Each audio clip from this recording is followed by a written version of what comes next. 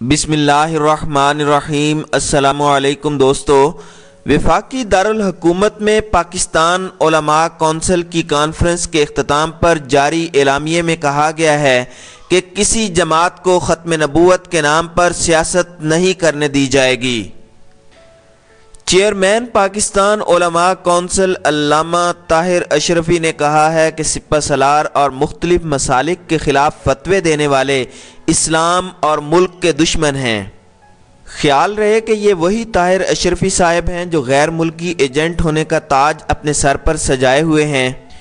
इनकी नॉर्वे की खुफिया एजेंसियों से फंडिंग और ताल्लुकात साबित हो चुके हैं और इस वक्त नैब में लाइन हाजिर हैं।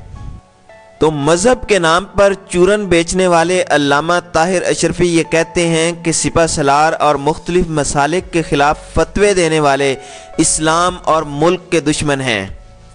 मज़ीद ये कहते हैं कि तौहीन रिसालत रोकने के लिए हर हद तक जाएंगे। किसी जमात को ख़त्म नबूवत के नाम पर सियासत नहीं करने दी जाएगी।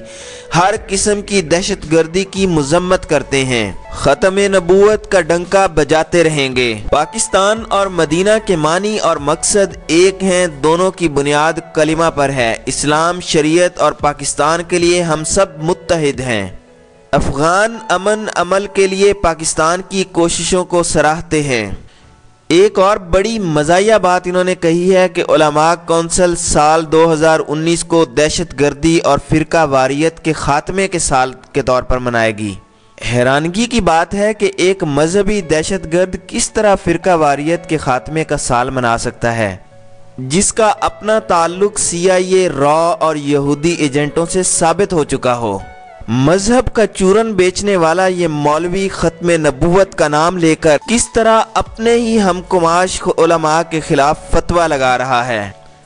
बड़ी वाज़ेह सी बात है कि इस वक्त ये गैर मुल्की फंडिंग केस में फंसा हुआ है। हुकूमती हमदर्दियाँ हासिल करने के लिए उसने ये एलामिया अल्लामा खादिम हुसैन रिजवी और पीर अफजल कादरी के खिलाफ जारी कर दिया है।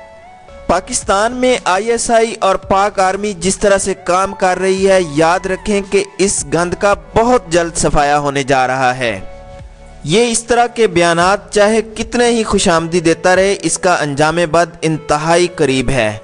देखें बहुत जल्द इसका क्या अंजाम होता है।